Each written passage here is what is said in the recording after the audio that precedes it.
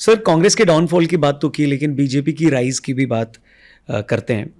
15 state में शायद उनकी सरकार है, तीसरी बार मोदी जी जून में प्रधानमंत्री भी बन गए।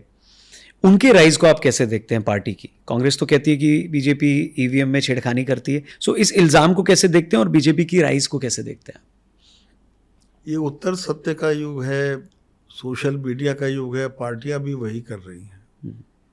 भाई, जब चुनाव आयोग ने कहा कि मशीनें रखी हैं, आओ इसे टेम्पर करके दिखाओ, तब तो कोई माई का लाल नहीं गया। अभी भी वो कह सकते हैं कि साहब टेम्पर कर रहे हैं और अभी भी परीक्षण की मांग कर सकते हैं। अभी भी अपने मनपसंद के इंजीनियर बुला सकते हैं। सैम पेत्रोदा जैसा महान आदमी जिसने इस देश के दूरसंचार क्रांति लाने में बड़ी भूमिका अदा की थी, उनके पास है। क्यों नहीं उस सबको बुला के एक बार चेक करवा लेते हैं पब्लिक के सामने, जंतर मंतर पे रख के। वो सब देखिए, ऐसा है कि मौसमी वाहनों से जिंदगियां नहीं चला। मैंने आपको कारण हरियाणा का बताया, अब वो कुछ भी कहें उनका है, वो हकदार हैं कि चुनाव आयोग जाएं, सुप्रीम कोर्ट जाएं। भाई, जब राजनारायण ने कहा कि रिगिंग हुई है और वो हाई कोर्ट गए और महानतम फैसला आया भारतीय जुडिशरी के महानतम फैसलों में से एक, कि देश का प्रधानमंत्री रिगिंग का दोषी है और उसकी गद्दी गई, तो जब कोई शिकायत करेगा तभी तो जांच होगी, तो उनका हक है। मैं ये नहीं कह रहा हूँ पूरी तरह गलत है या सही है, मैं सिर्फ ये कह रहा था अब तक ऐसा हुआ है। दूसरी बात आपकी क्या थी? बीजेपी के राइज को कैसे देखते हैं आप? बीजेपी का राइज आज से नहीं हुआ है। बीजेपी धीमे धीमे 1984 से उसने अपने को बदलना शुरू किया।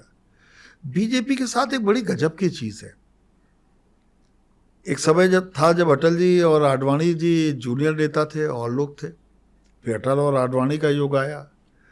फिर अटल और आडवाणी देखते देखते परिदृश्य से ओझल होने लगे, जब संघ को लगा और जब पार्टी को लगा कि इनका एक सक्सेशन प्लान होना चाहिए। मोदी जी 2013 में एक बड़ी ताकत के तौर पर उभरे, तीसरी बार इलेक्शन जीत के। वो दिख रहा था कि एक महाशक्ति उदित हो रही है वहाँ पर पॉलिटिक्स की।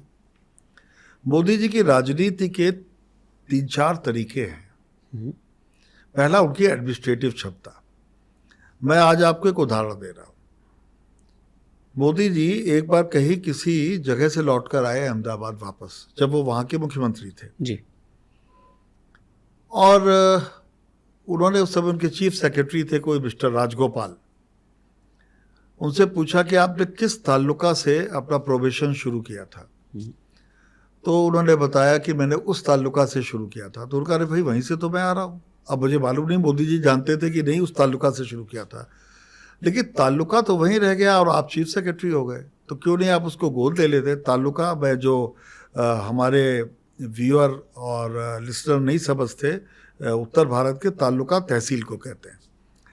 तो उन्होंने कहा कि आप क्यों नहीं गोद ले लेते और 1 साल में उसका काया पलट कर देते? उन्होंने कहा, हाँ साहब ये पॉसिबल है।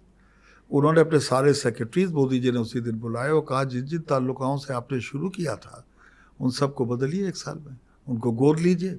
यही आपका प्रतिदान है, यही आपका दाय है जो आप चुकाएंगे। आप जरा ये सोचिए कि उस समय थोड़े शायद कम जिले हों, आज 33 या 36 जिले हैं अगर मुझे ठीक से याद है, और 23 से ऊपर सेक्रेटरी थे, यानी हर जिले में एक ताल्लुका बदल गया होगा। तो बदलाव की शुरुआत उन्होंने ग्रास रूट लेवल से की। दूसरे, उन्हें यह मालूम था कि बिना कल्याणकारी योजनाओं के, बिना महिलाओं को आगे बढ़ाए काम नहीं हो सकता। और ऐसा नहीं कि मिस्टर मोदी ने अकेले किया हो, नीतीश कुमार ने एक बड़ा काम किया, ममता बनर्जी कर रही हैं, पटनायक साहब ने बहुत बड़ा काम किया इस तरह के क्षेत्रों में। लेकिन मोदी जी जो काम करते हैं उस काम को बताना भी बहुत अच्छे से जानते हैं। जरूरी है, वो बताना जरूरी है। दूसरा उनका, बिल्कुल जी, क्यों ना बताएं। और दूसरा, उनका आउटलुक थोड़ा ब्रॉड था। जब वो मुख्यमंत्री बने तो उससे पहले वो कभी मंत्री भी नहीं थे, कभी एमएलए भी नहीं थे। 1 साल में उन्होंने भुज की काया पलट की थी और उन्होंने गुजरात को बदला नीचे से। वही सेम प्रयोग उन्होंने यहाँ किए। जब वो आ रहे थे तो हम लोग भी बड़े क्यूरियस थे, क्योंकि मैंने बड़े बड़े नेताओं को प्रदेशों से आते हुए देखा और दिल्ली आके बदल जाते हैं, उनके कुर्ते पजामे बदल जाते हैं, उनके कपड़े बदल जाते हैं, उनके बोलने का तरीका बदल जाता है। जो लोग कहते हैं हमें भैंस की ज़रूरत है, कंप्यूटर की ज़रूरत नहीं है, वो हार्वर्ड में भाषण देने जाते हैं जी। मोदी जी ने ठीक अहमदाबाद की स्टाइल की प्रशासन शैली यहाँ पर कायम की।